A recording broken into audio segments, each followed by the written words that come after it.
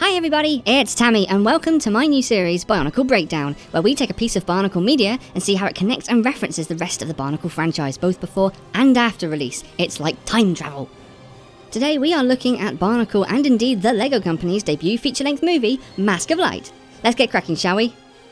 The legend of the Bionicle that opens this movie is a mythologized retelling of Makuta Terradax's betrayal of Mata Nui and the Matoran's arrival to the island that bears his name. The Turaga lived through these events and have used this legend to give the Matoran some understanding of their history without revealing their traumatic past. This will eventually be explored in the following year's story. The mention of the heavens is itself a mythologized reference to Spheris Magna, although the Turaga do not seem to be aware of this. As presented here, the legend not only looks awesome, but also closely matches previous depictions, including being told in an Amaja sand circle. It does, however, omit the ending of the previous versions, where the 6 Toa defeat Makuta, since at this point they seem to have just apparently accepted him as their creepy old neighbour. This specific narration was used and expanded upon to form the introduction of the Barnacle Chronicles series of books, released in 2003 to get new fans up to speed on the Barnacle story. This movie was adapted into the novel of the same name, and is sometimes considered part of that series. Speaking of which, the very end of the book Tales of the Masks leads directly into this movie, with Jala passing by the Turaga whilst looking for Takua! At this moment in time, the Turaga have just had a meeting and decided to tell the Toa Nuva about Metru Nui, just as soon as this little Koli tournament is over. I'm sure nothing will go wrong. Takoro's appearance in this movie closely matches its depiction in previous media as a stony fortress standing in a pool of lava. For now, anyway. He's got more rocks in his head than a Pomatoran. Jala has some deeply seated prejudices. The Mask of Light is called the Evoki. It was originally made by Artaka, was stolen in a raid by Makuta Kajol, was stolen back by the Toa Haga, who ensured it eventually passed to the Toa Metru, as shown in the 2005 Toa Hordika animations. The stone it's encased in is from a Rotuka elemental spinner fired by Toa Onawa to protect it during a Vizirek attack. Someone, presumably one of the Turaga, has left markings on the stone over the last 1,000 years. Takua's tendency for walking off dates back to his debut in the Game Boy Advance game Quest for the Masks, although in-universe it dates back before even then. On Metru Nui, it was joked that he had an entire squad of Vaki dedicated to keeping an eye on him. Takua says, "Hold your Rahi," which is basically the same as one of us saying, "Hold your animals," and I think that's weird. Do you think that's weird? I think that's weird. Tahu has been depicted lava surfing since his very first promotional animation. Viewers should not attempt to do this at home. The Toa only use their primary masks in this movie so as not to confuse the filthy casuals. The population of Mata Nui is depicted as being in the hundreds here, rather than the dozens previously implied. This version became the new canon. The virtues of unity, duty, and destiny, and their connection to the Barnacle logo, were introduced in story material in the lead-up to this movie.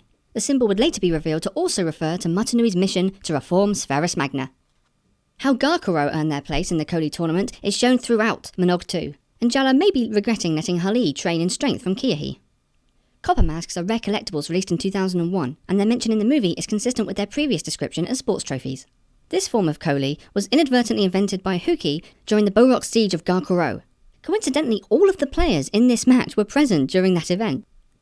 This movie introduced the convention of Toa and Turaga being referred to by that honorific, e.g. Toa Tahu. This would be carried through into most future media, including the Toa Nuva's 2008 sets. Play well is the most common translation of the Danish phrase leg godt, of which Lego is a portmanteau. Takua's position as chronicler was bestowed upon him by the Turaga during the events of Monog. With him becoming a Toa, this title will be passed to Hali at the end of Monog 2. Nakama is the only Turaga to use their mask in this movie, using her Kanohi Rao to translate the writing inside the Evoki. Although the alphabet inside is clearly Matoran, Takua claims to have never seen the language before, so perhaps Nakama was translating an unusual dialect? That said, all of the Turaga must be bullshitting at this point, since they know damn well what the Mask of Light is. The majority of the Tamatoran in this film have primarily yellow armour, which isn't the main colour for fire or any other element. So none of the Tamatoran here are ones that we know. However, the other ones we can wildly speculate about. Let's see, that's Kotu, that's Maku, obviously, Kailani, and Amaya. Although the armour is a bit dark for Amaya. Oh my god, it's Vazola! Tahu refers to the Makuta's threats being defeated, but not Makuta Terradax himself. This is a reference to the Rahi and Shadow Toa from 2001 and the Borok from 2002, which the Toa later surmised were released by Terradax. A deleted scene from the movie shows Terradax flicking through the old family album at these happy memories. The 6 spirit stars of the Toa Mata have been depicted as far back as the very first chapter of Monog 1, seen through the Beach telescope. While most Toa's spirit stars appear inside the Great Spirit robot as part of its mechanics, these ones are projected by the Red Star itself. Krata are made from a Makuta's own substance, antidermis. The Rahkshi were originally portrayed as unique enemies, but have since been revealed to be produced en masse in 42 different flavours. Many Makuta use them as shock troops in their armies, alongside Visorak and Exo-Toa. Turaga Vakama is referring to the Wall of History, a monument in Takoro maintained by the chronicler.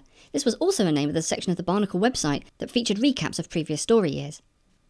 Poku has grown significantly since we last saw her at the end of the Bohrok animations. This has been attributed to her being a particularly old Usul and molting a new shell, and not at all the fact that LEGO wanted to sell a new set. Hully was introduced during the Bohrok animations in 2002. Her and Jala having a friendship was teased at the very end of these. The Kini Nui has been a prominent location in previous years, and it's where Takua summoned the Toa Mata, where those same Toa received their golden masks, and where the Matoran were recently pumped full of steroids. It is in fact part of Matanui's surveillance system, deployed during his mission of surveying other worlds. Rahkshi Gorak, blue, and Rahkshi Panrak, brown, have the powers of fragmentation and disintegration respectively. These are two totally different powers. The green Rahkshi Lyrak's power is poison. I would now like to take a moment to tell you about a quote choose-your-own-adventure quote game called The Legend Continues. It was hosted on the Mask of Light promotional website and follows two supposedly tan Matoran, although one is tan and one is grey. They are given no names, so for our purposes I'm going to call them Bert and Ernie. They decide to look for the fabled refuge of Artaka, a place that does actually exist. However, by the time of this story, pretty much all of the people who know the location have been killed by the Order of Matanui. This was in response to the raid by Makuta Kajol I mentioned earlier. The reason I bring this up is because apparently they are just out of frame here, having literally just spoken to Gully only moments earlier. Unless, of course, you chose the other option, in which case the Rahkshi pass you by in some underground tunnels on the way to their explosive debut. This is the only scene in the movie where you see Gully wearing her aqua axes on her feet as flippers and her Mizuni wrist rotors. It's implied that they are built into her armour and are retractable. According to Minogue 2, between winning the Koli tournament and the Rahkshi attack on Takoro, Hully had time to go around to every other single Wahi and collect their crystals. Soon after the Rahkshi attack, she will find the sixth and final crystal and make her way to a familiar beach. But more on that later. Some more arbitrary designation of background Matoran. That one's Maglia, they're Maglia, that one's definitely Maglia. We're all Maglia! A cohabiting same-sex couple! That's cool! Oh, don't worry, I'm just joshing. No connection here, I just bloody love Vakama whacking this Rahkshi. The rising and falling Takoro bridge path operates exactly as it did in Minogue 1. This is the only time we've ever seen two characters surf on the same board, although Gully will use her aqua axes as a surfboard in one of the comics later on.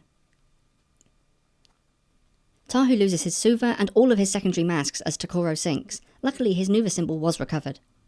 Despite clearly suffering from a poisonous wound, Tahu refuses any offers of help or to acknowledge that he's even really injured. I think it might be the most literal case of toxic masculinity I've ever seen. Together we are strong. For together they are strong. Well, Gully clearly paid attention to her 2001 promotional CD-ROM. Labour's manipulation of vines is an odd ability here. It's not like he's a Toa of jungle. This ash bear is called Grolok. No idea why it's called an ash bear. I've been a second. Never flown one myself. Takua is referring to the events from Minogue 1, where he rode on the back of a Kahu bird piloted by Kongu during an assault on a Nui Rama nest. The Kahu was considered a separate species from the Gukko for a long time, before being later retconned as a subspecies. This particular Gukko is called Ka and was tamed by Kongu. Together they saved Leiwa's life when his elemental powers were stolen by the Bohrok cow. We have previously seen the Lekoro band play, however this appears to be some sort of scaled up warning system. This snowy mountain is called Mount Aihu and is named after Nuju's deceased mentor on Metru Nui. These Bohrok appear to be much more set accurate in design than the rest of the characters in this movie. The Bohrok were last seen returning to their nests during the Bohrok cow strike, so it's unclear what these stragglers who appear to be Korak are doing loose in Kauai.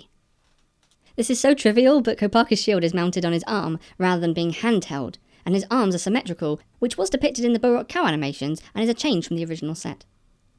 Kopaka's mass display reads PC Tarakava, PC Nui Rama, and PC Usul Crab. Perhaps it's his browser history. According to the novel, these Rahkshi do eventually free themselves, although not until after the Onyukoro battle. These glowing plants are called light vines. Similar plants will appear in the archives in Legends of Metru Nui and will have a much more prominent role in Karda Nui in the 2008 story.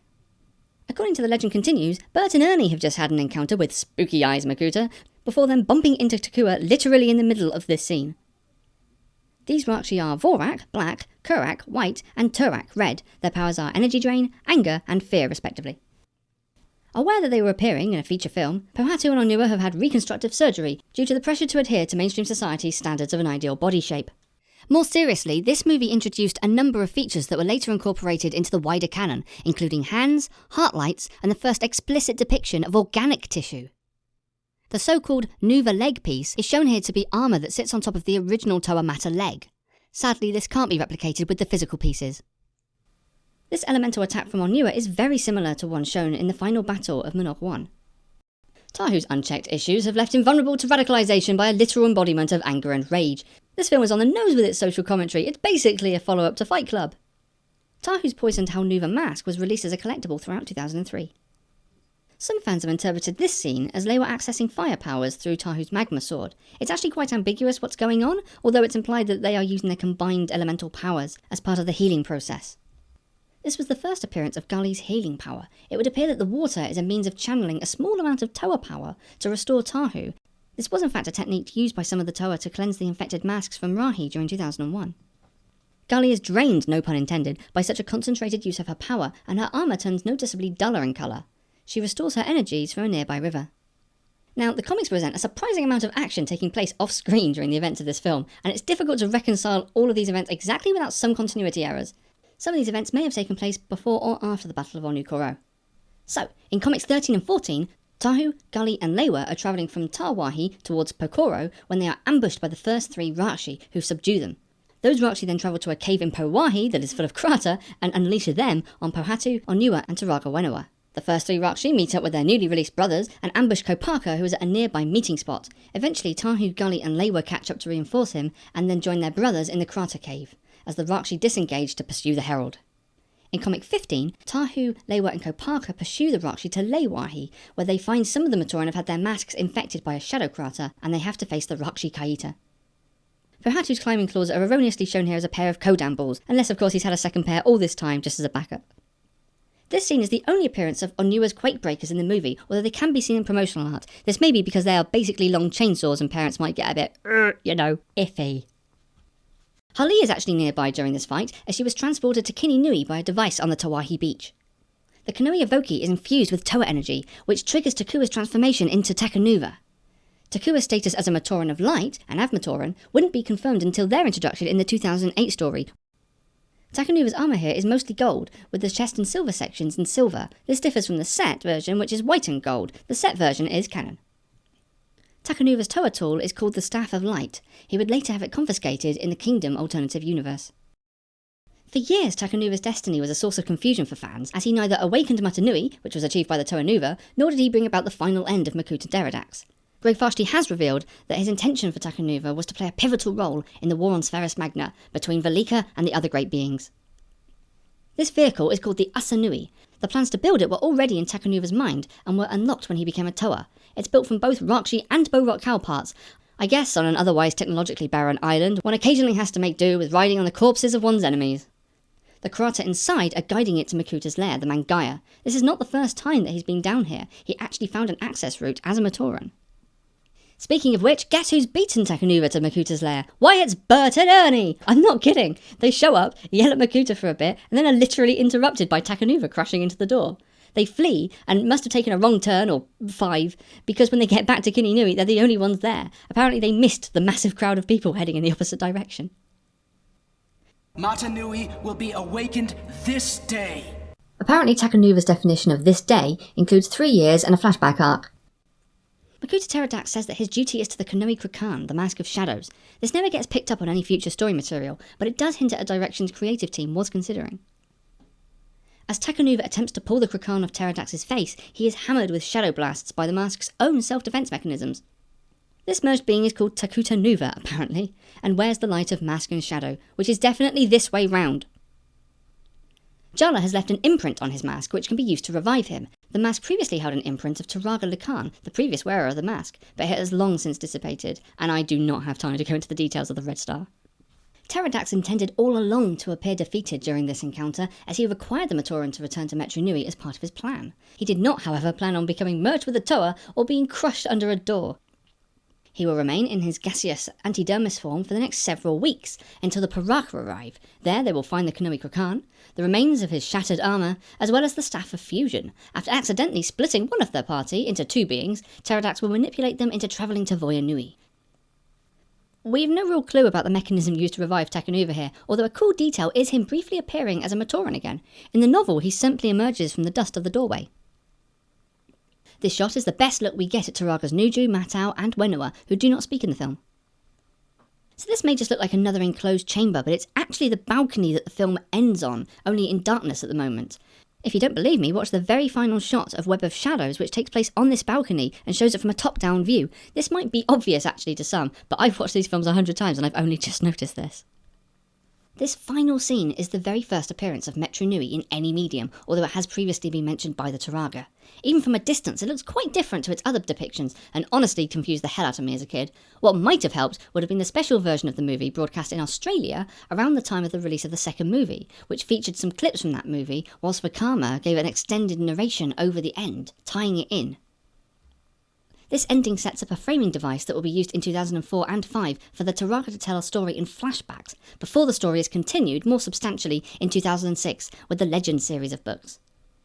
The Matoran text at the end of the credits reads "No Rahi were harmed in the making of this film." And that is the Bionicle breakdown for Mask of Light. I really hope you enjoyed it. If you did, let me know, as I'd love to make breakdowns of other Bionicle media. Thank you so much for watching, and I'll see you soon. Bye! As Takanuva brought joyous light to this city of the Great Spirit, the new dawn stirred in me visions of our past. Visions of a time when we thought new legends could not be made. It was the time of the Great Masks, a time when 6 mighty friendships were set for a lifetime's journey. And even though the shadows crawled with deceivers, we knew not the face of darkness, nor the fear of those places. Because then, as now, as we stood side by side, as the Toa of Metru Nui, as new legends awake, old lessons must also be remembered. For this is the way of the Bionicle.